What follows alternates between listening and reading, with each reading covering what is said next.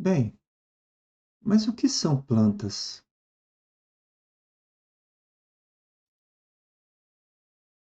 Ah, essa discussão, né, sobre o conceito de plantas não é nada nova, tá? É, nos registros aparece Aristóteles, 300 e alguma coisa antes de Cristo, que postulou que o mundo natural pode ser dividido em três grupos: os minerais, as plantas e os animais. É, e o critério que ele usou para isso, né? Vejam só, os minerais são os não vivos, as plantas e os animais são os vivos. E as plantas são os que não se movem. Interessante se vocês pensarem, né? É um critério morfológico. Olha, está se mexendo, então é um animal. Está parado, é uma planta. Aí, isso tem problemas, na verdade, porque plantas têm movimento. Plantas têm movimento. Olha o girassol, por exemplo. O girassol se move, né? A, a mimosa, se encosta na folha da mimosa, ela se mexe, né? Aquelas plantas insetívoras também se mexem. Bom, mas é a primeira classificação. E é uma classificação interessante. Em 1700 e alguma coisa, né, apareceu Linneu, os trabalhos dele. E ele fez um extenso trabalho de nomenclatura dos seres vivos. Então ele tentou dar nomes aos seres vivos e usou esses mesmos critérios de Aristóteles. Veja que as ferramentas científicas da época do Linneu, 1700 e pouco, não eram avançadas. Por exemplo, não tinha microscópio. O microscópio foi inventado bem depois. E usou os mesmos critérios de Aristóteles. Então, criou reino vegetabilia e reino desculpe, reino vegetabilia e reino animalia. O reino vegetabilia não se movem. Aí inclui as algas e os fungos. E o reino animalia se move. De novo, critério visual. Isso a gente chama de morfologia externa, a forma externa. Então vejam que a morfologia está embutida nessa classificação, na nomenclatura das plantas, na identificação das plantas. O próprio Linneu dividiu as pessoas que estudam as plantas em dois grupos: os metodistas e os coletores. Os metodistas seriam aqueles que procuram entender como que as plantas se arranjam. E os coletores seriam as pessoas que têm interesse em coletas de plantas.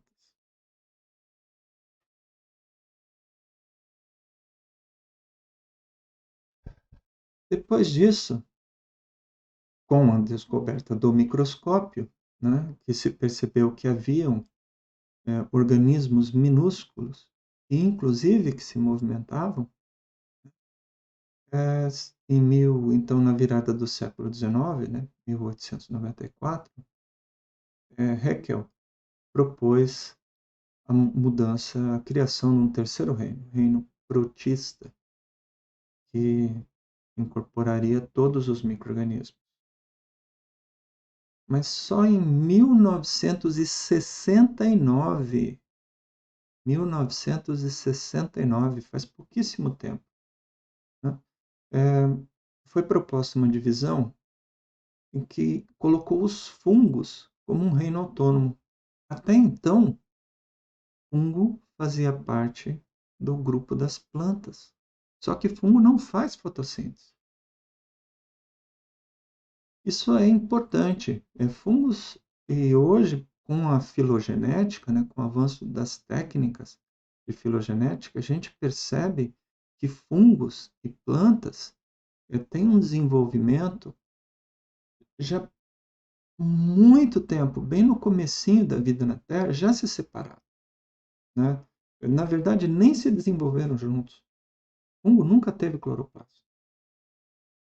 Então, é bem no comecinho da evolução mesmo, fungo e planta se separou. Ou melhor, foram criados como grupos diferentes. É claro que nessa época, isso ainda não estava muito avançado por causa das técnicas de laboratório, para se entender, por exemplo, a genética diferente de fungos e plantas. Mas aqui, né, já ficou cada vez mais claro que fungo não podia ser incorporado junto com plantas, porque as diferenças eram gritantes. Muito, muito diferentes. Tanto a morfologia quanto a anatomia. Tá? Mas ainda, o critério principal para essas diferenças é a morfologia. Apesar que a justificativa de separação de fungos das plantas seja justamente que fungo é heterótrofo, ou seja, não produz o seu alimento. E planta é autótrofo, produz o seu próprio alimento. Isso não é uma característica morfológica.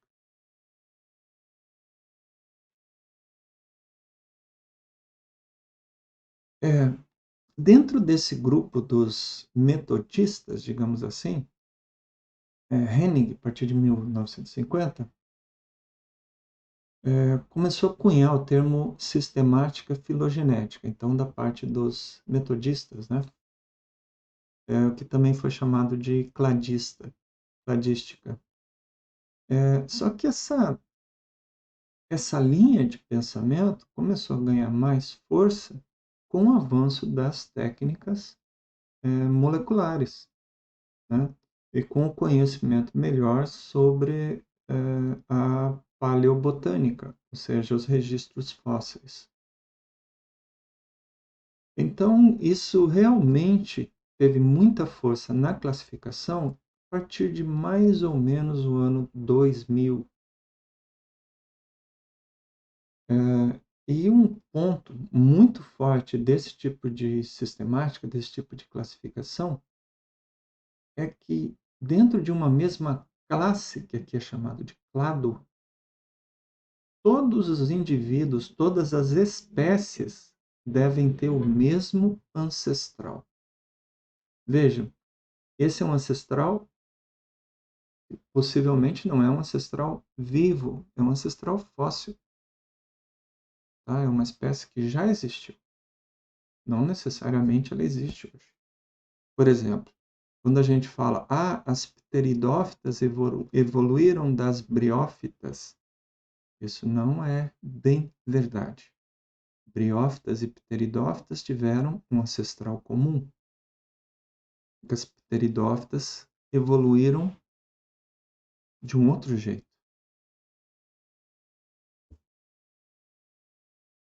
Ok, mas e aí? O que são plantas? Em 2004, ainda baseado nessas características e nisso que eu falei agora, ou seja, tem que ter um ancestral comum,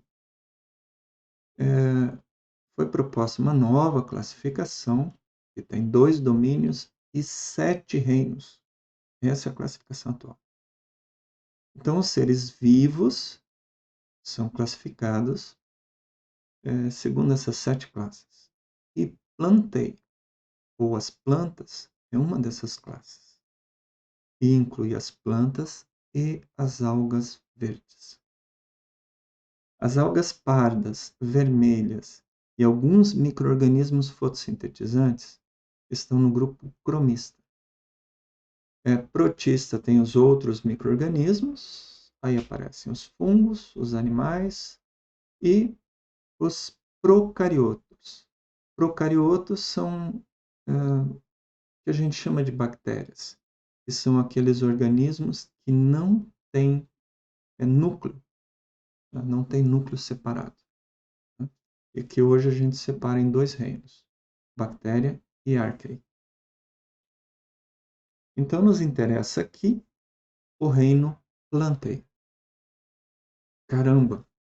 Então, planta não é assim tão simples, né? Dizer, ó, isso é uma planta ou isso não é uma planta. Do ponto de vista científico, não é tão simples mesmo. E atualmente, a gente pode ter duas abordagens.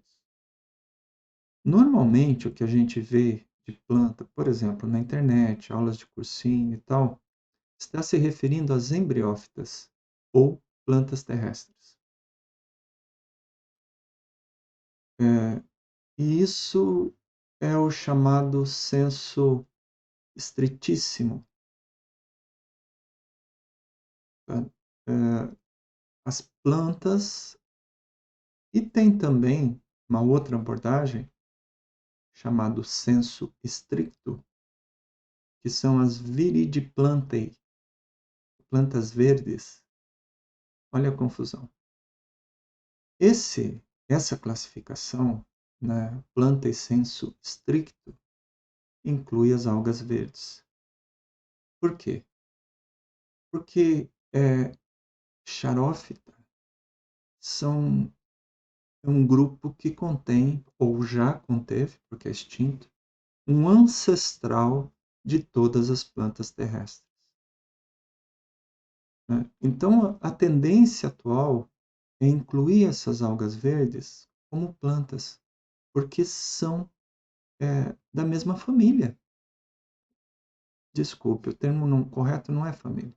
São do mesmo reino. Têm o mesmo descendente, o mesmo ancestral comum.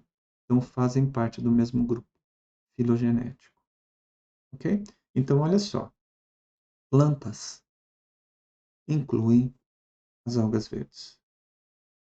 Mas, de forma geral, as algas verdes não são discutidas como plantas. Quando você procurar plantas na internet, vai falar das embriófitas. Quase sempre vai falar das embriófitas. E nós, no nosso curso, também vamos tratar de plantas como as embriófitas. Esse é o nosso interesse. Tá? Então, as plantas terrestres são as embriófitas. Por que plantas terrestres? Não entram as plantas aquáticas? Entram sim. São chamadas plantas terrestres para diferenciar das algas, as algas verdes, né, que são menos evoluídas. Então, olhando para a classificação dos seres vivos, né, pelo menos desses que não se movem, né, se a gente puder falar como o Linneu, né? Então, se a gente pegar todos os seres fotossintetizantes, a gente vai ter esses nomes aqui. Ó. Reúne os reinos planta e cromista, e isso pode ser chamado de primoplantae ou arqueiplastida. Tá? São todos os seres vivos. A partir desses seres vivos, então, tem uma ramificação, que são as algas vermelhas, as algas brancas, digamos assim, e as algas pardas. Tá? São ramificações. Desse ancestral comum surgiram as Viridiplantae, tá? Que seria o reino Plantae. A partir das Viridiplantae, né, uma carófita, né, um ancestral, gerou o que a gente chama de plantas terrestres. Embriofita. O que é embriofita? Fita quer dizer planta. Embrio quer dizer embrião. Uma característica comum de todos esses organismos é que eles produzem um embrião. O que é isso, embrião? Pensem num feto, ou seja, numa gestação humana. Né? O que acontece na gestação humana? Após a fecundação, esse novo ser se desenvolve dentro do corpo da mãe. Ele é o embrião. Se desenvolve por algum tempo, que varia de espécie para espécie, não?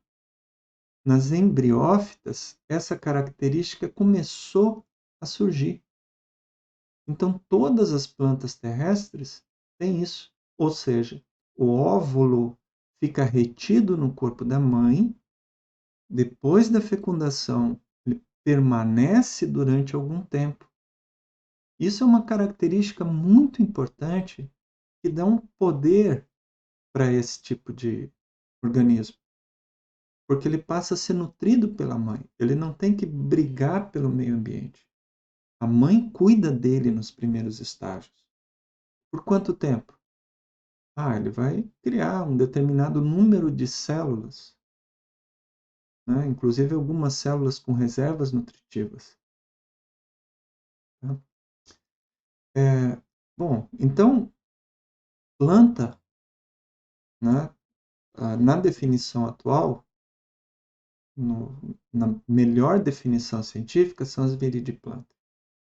Mas, normalmente, mesmo nos ambientes científicos, e em nível de segundo grau ou nível de graduação, em geral, são as embriófitas. Tá?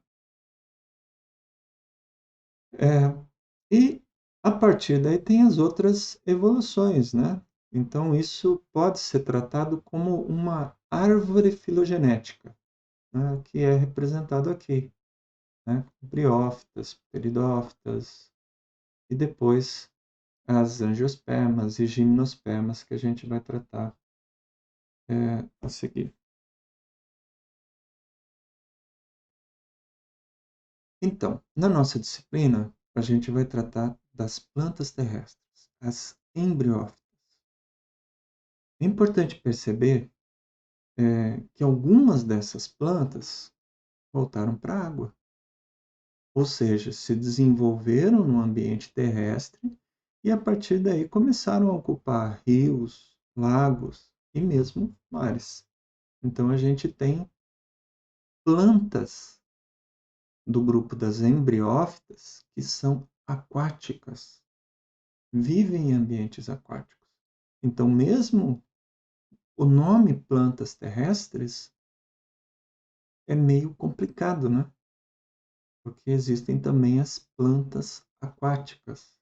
Isso acaba criando mais uma confusãozinha com essa coisa dos nomes. E por isso que muitas vezes usar esses chamados nomes comuns é um pouquinho complicado, né? Mas se a gente usar o nome embriófita, ou seja, plantas que produzem embrião, a gente vai ter o mesmo grupo, porém, uma definição melhor do que é esse agrupamento. E por isso também é que a classificação, a sistemática é interessante para não gerar confusão. Quando a gente usa o termo científico, a gente procura essa ciência boa, a gente evita confusão, a gente evita erro. É interessante para a gente estudar as embriófitas. Bom, primeiro, são mais evoluídas do que as algas verdes. Existem usos para as algas verdes, tem importância econômica, mas para nós são muito mais importantes as algas verdes, as embriófitas do que as algas verdes. Por vários motivos, inclusive são muito mais estudadas. Existe pouco estudo sobre as algas verdes, muito mais estudo sobre as embriófitas. E mesmo assim, pouca gente se dedica ao estudo de plantas. E a principal característica das embriófitas é que formam um embrião, né? Em uma parte do seu ciclo de vida, né? Ou seja, o indivíduo se desenvolve, né? A mãe se desenvolve, ocorre uma fecundação, eventualmente, e o embrião se desenvolve ligado ao corpo da mãe. Né? E o início desse processo, né, de formação das embriófitas está relacionado com adaptações para viver fora da água. Isso também é muito importante. A grande coisa das plantas terrestres, e daí o nome plantas terrestres, é que a transformação de algas verdes para as embriófitas envolve essas adaptações para viver fora da água. A conquista do ambiente terrestre.